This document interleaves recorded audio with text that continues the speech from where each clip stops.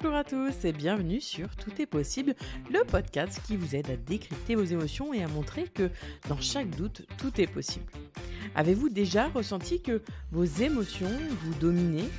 Ou bien avez-vous déjà ressenti un blocage dans votre vie sans trop comprendre le message? Je suis Anaïs Valadon, maître praticienne en hypnose, créatrice de Boost et auteure du livre Le jour d'après.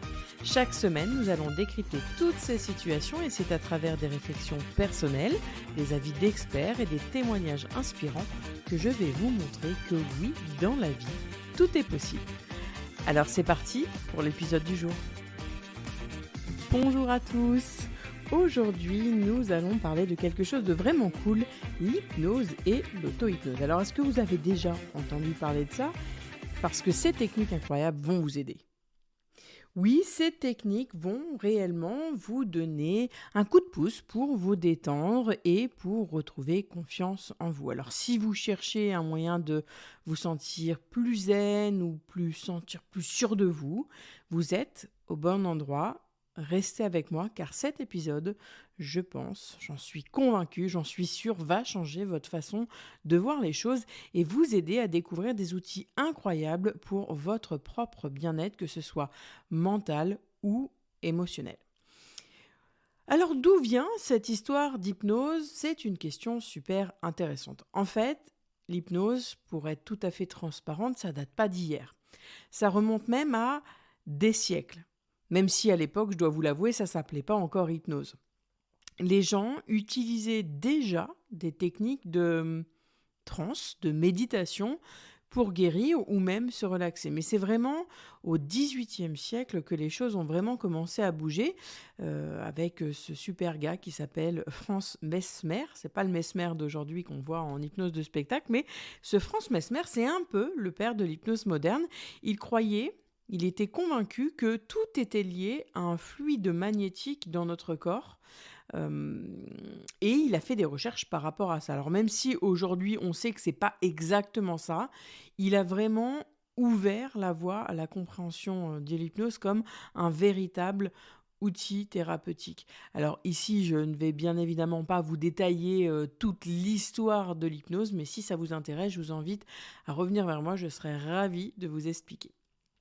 Au fil du temps, l'hypnose a évolué, passant d'une sorte de spectacle de foire à une méthode sérieuse et même reconnue scientifiquement. Quant à l'auto-hypnose, eh bien, c'est simplement pour moi l'art de s'hypnotiser soi-même pour soit se détendre, pour travailler sur soi, pour répondre à un blocage ou même revenir à un soi complètement détendu. Alors, qui aurait cru que quelque chose qui a commencé comme, je dirais, une curiosité de carnaval, deviendrait un jour un outil si puissant? Eh bien, dans la suite de cet épisode, on va voir comment vous pouvez utiliser l'hypnose, je vais vous expliquer comment ça fonctionne, et l'auto-hypnose dans votre vie quotidienne pour accéder à toutes vos possibilités, à tout votre potentiel. Alors, est-ce que vous vous êtes déjà senti débordé avec un besoin urgent de vous arrêter, de vous relaxer, mais sans savoir vraiment comment faire? Voilà, vous êtes pris par le tourbillon de la vie, vous savez qu'il faut vous poser, mais vous ne savez pas comment faire. Eh bien, loin de l'image mystérieuse qu'on prête souvent, l'hypnose, c'est un état de concentration et de relaxation profonde qui s'entremêlent. C'est un état que l'on connaît déjà. Et cet état que vous connaissez déjà peut vous emmener à vous arrêter, vous stopper un instant, vous relaxer sans avoir peur de la suite. D'après une recherche menée par l'étude par l'université de Harvard, l'hypnose va intensifier la relaxation et va renforcer la confiance en soi. Elle va fonctionner en apaisant à la fois notre esprit conscient pour aller toucher notre inconscient. Je vais vous expliquer comment ça fonctionne. L'inconscient, pour rappel, c'est cette zone où se cachent les clés pour modifier nos pensées et nos comportements. C'est là où se trouve le point de départ, l'explication du point de départ de tous nos blocages. Alors, comment l'hypnose peut-elle nous aider à atteindre cette relaxation que l'on souhaite? En pratique, elle va nous emmener dans un état quasi onirique où en fait notre esprit, il va devenir plus réceptif aux influences positives. Et ce voyage intérieur, il va permettre à la fois de dissiper toutes les tensions que vous avez, diminuer le stress, reprendre la confiance en soi, arrêter le tabac, bref, tout un tas de choses. Concrètement, je dis toujours à mes patients, en hypnose, on peut tout régler. On peut régler tout blocage. Alors contrairement à certaines croyances, quand on est sous hypnose, on est là. Oui, on est là, c'est un état que l'on connaît déjà, mais je vais vous en parler juste après. Pour saisir un peu le fonctionnement de l'hypnose, pour moi, il est crucial de comprendre que c'est un dialogue qu'il y a entre notre esprit conscient et notre inconscient. Le conscient, c'est quoi? C'est tout ce qui va gérer nos activités quotidiennes, la logique, la réflexion, le fait de faire en conscience. Et l'inconscient, lui, c'est le siège de nos émotions. C'est nos souvenirs, c'est nos habitudes. J'explique souvent aux enfants, c'est un petit peu comme un grand château, on a chacun notre château et il y a un roi ou une reine dans ce château-là qui est l'inconscient et devant ce château, il y a un soldat. Parce que moi, mon travail, c'est d'aller parler au roi ou à la reine. Mais on va pas me faire entrer dans le château comme ça parce que j'ai un soldat qui est le conscient et qui me dit « hop, hop, hop, attention, je suis sûr de ne pas pouvoir y aller ou j'ai envie d'y aller ou j'ai pas envie d'y aller. » Donc moi, je vais raconter des histoires à ce petit soldat-là, donc au conscient. Vous écoutez les histoires qui se passent, mais je vais délivrer des messages à l'inconscient pour communiquer avec lui. Et l'hypnose, ça va créer une passerelle entre ces deux sphères de l'esprit. Et quand on est sous hypnose, le conscient va se relâcher, rendant l'inconscient bien plus ouvert à tout ce que je vais dire. Et cette ouverture, elle peut servir à encourager des changements de comportement, par exemple au niveau de la nourriture, au niveau de TOC, de phobie, etc. Mais également à réduire le stress, à améliorer la confiance en toi, l'estime de soi, bref, tout un tas de choses, je vous l'ai dit tout à l'heure. L'hypnose va pas forcer ces changements. Elle va vraiment dire, écoute, tu as ton trousseau de clés, je t'indique que la clé qui va ouvrir cette porte, elle va être de couleur un tel, elle va être comme ça, elle va être comme ça. Tu peux prendre cette clé-là et le faire. Vous gardez le contrôle, c'est vous qui faites le travail. Moi, je suis juste là. Alors, je dis moi, mais c'est toute hypnothérapeute. On est là, non pas pour vous faire le travail, mais vous montrer que c'est possible pour vous de le faire vous-même et on vous montre, on vous aiguille, on allume la lumière. Ça va faciliter vraiment cet état où notre inconscient, lui, il est prêt à accepter le changement. Alors si on prend l'exemple de Julie, Julie c'est une jeune professionnelle qui est venue me voir et elle a expérimenté l'hypnose, c'était vraiment la première fois qu'elle faisait et immédiatement elle a ressenti comme une vague de calme. Elle se sentait complètement détendue mais à la fois elle était consciente, elle me disait mais c'est bizarre, j'ai entendu tout ce qui se passait. Bah ouais, parce qu'en fait, on n'est pas en hypnose de spectacle où on se souvient de rien. Là, quand on vient en hypnothérapie, on vient pour régler un problème. Et quand on vient régler un problème, on a conscience de ce problème-là. Et Julie, elle a senti justement cette note voilà, de légèreté, cette clarté d'esprit, quelque chose qu'elle n'avait finalement pas ressenti depuis longtemps. Elle vivait complètement déconnectée à elle-même. Alors si, comme Julie, vous aussi, vous cherchez un moyen de vous détendre ou de vous éloigner du tracas du quotidien, eh ben, je vous invite à aller pousser les portes de l'hypnose. Peut-être cela pourra vous aider à démarrer le début d'une aventure qui va pouvoir vous emmener vers un monde beaucoup plus serein. Il y a un aspect fascinant de l'hypnose qui est sa flexibilité et sa capacité à s'adapter à différents contextes. Je m'explique. Que ce soit en présentiel, à distance ou même en groupe, l'hypnose peut vous aider. Par exemple, les séances en présentiel, elles vont vous permettre de discuter avec moi, d'être à côté de moi. Je vais regarder vos réactions, je vais aller creuser sur les réactions et je vais aller chercher là où il y a besoin d'aller chercher. L'hypnose à distance, par exemple par téléphone ou par appel visio, c'est exactement la même chose. On a même prouvé l'efficacité. Il n'y a vraiment pas besoin d'être là. Parce que parfois, on a besoin, alors il y a des personnes qui vont avoir besoin d'être en présentiel pour être dans un état hors de chez elles, et d'autres qui ont besoin de se sentir en sécurité dans un environnement qui est à la fois confortable et familier chez elles, pour renforcer cet état de bien-être.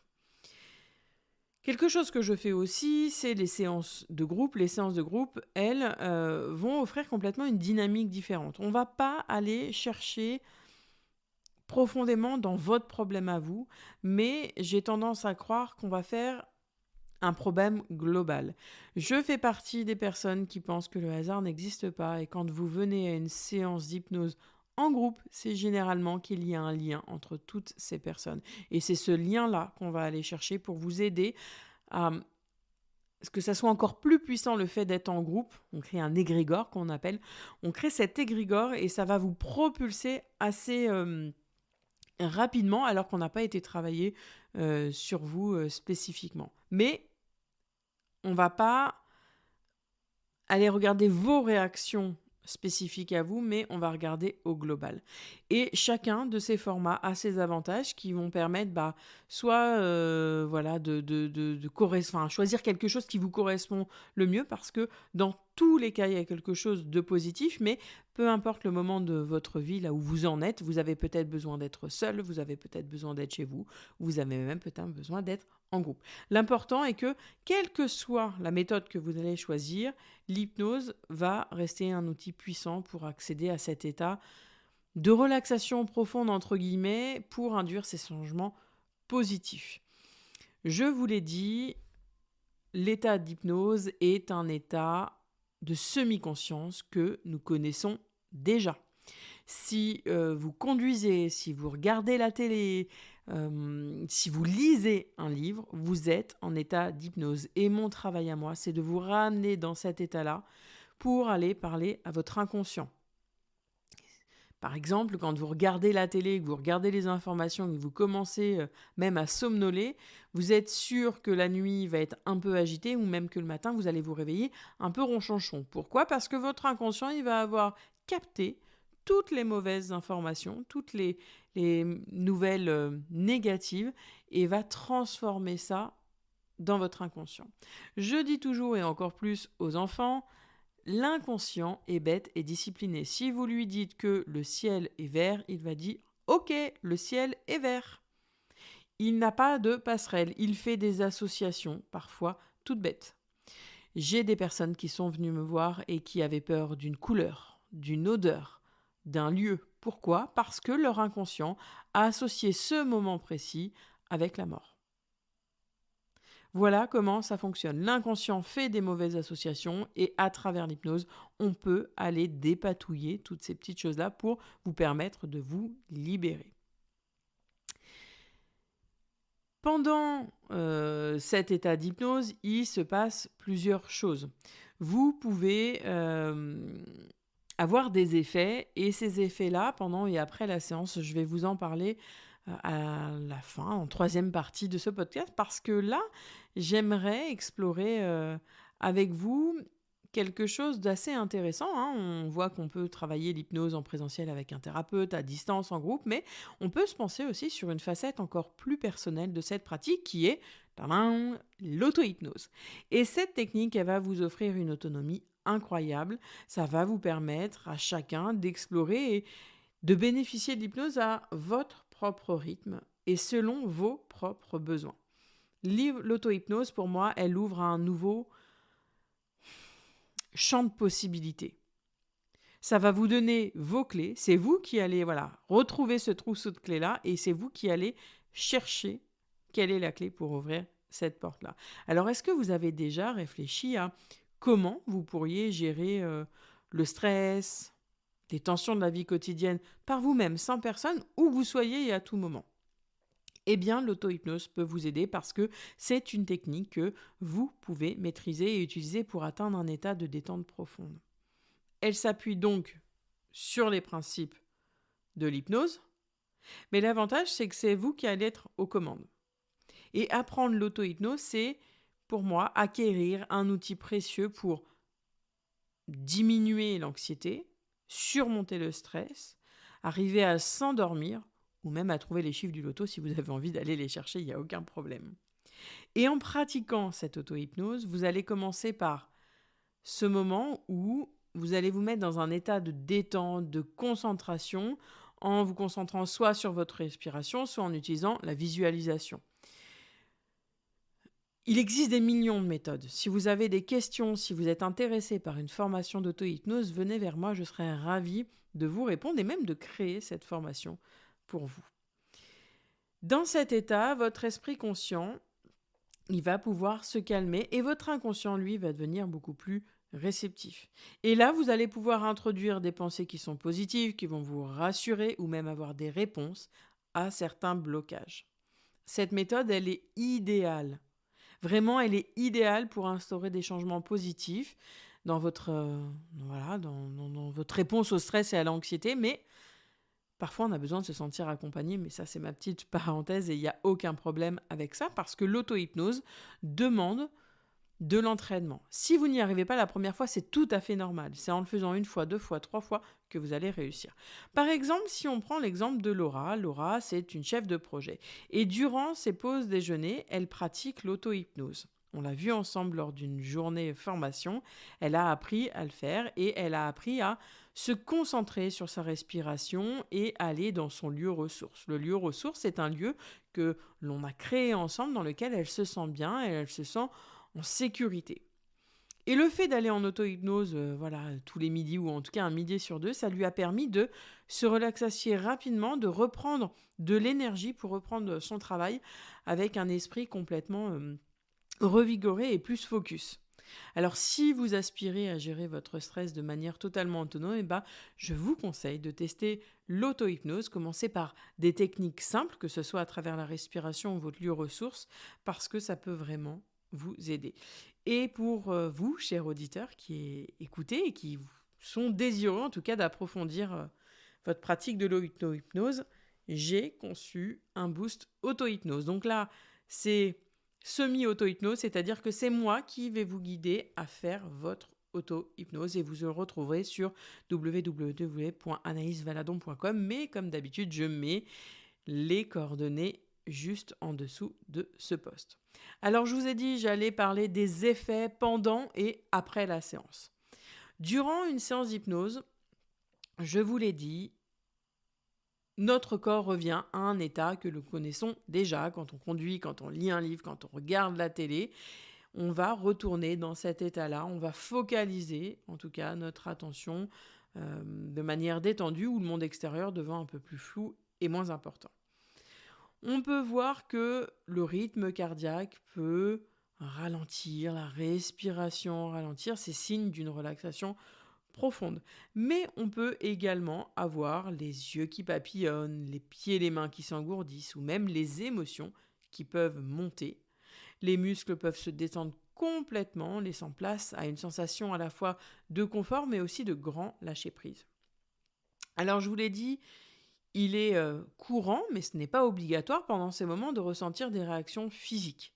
Je vous l'ai dit, les yeux qui papillonnent, les pieds et les mains qui s'engourdissent, mais on peut aussi avoir envie de pleurer, de se gratter, d'avoir envie de se blottir, de serrer les mains, de se cacher un endroit du corps.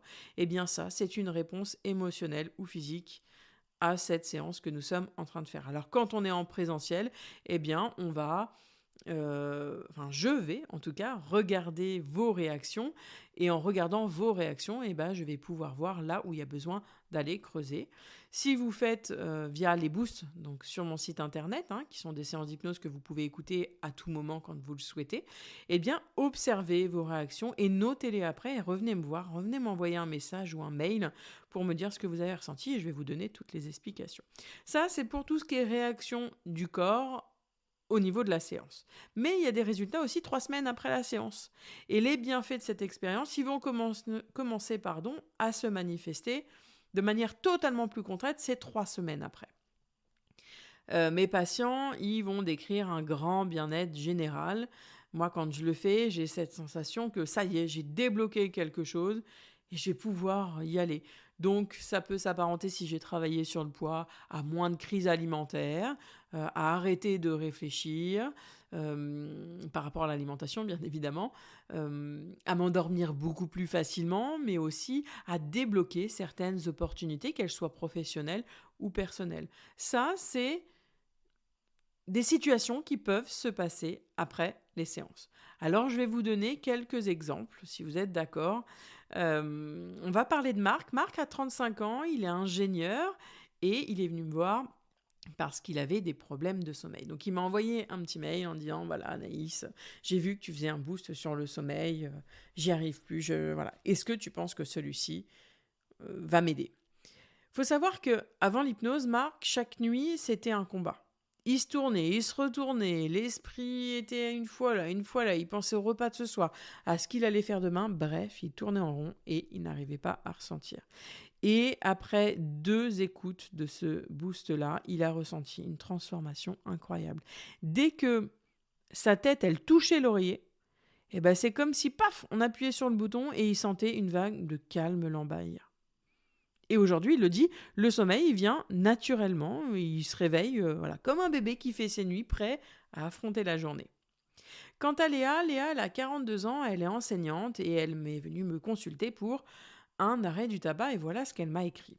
Fumer était une partie de moi depuis 20 ans.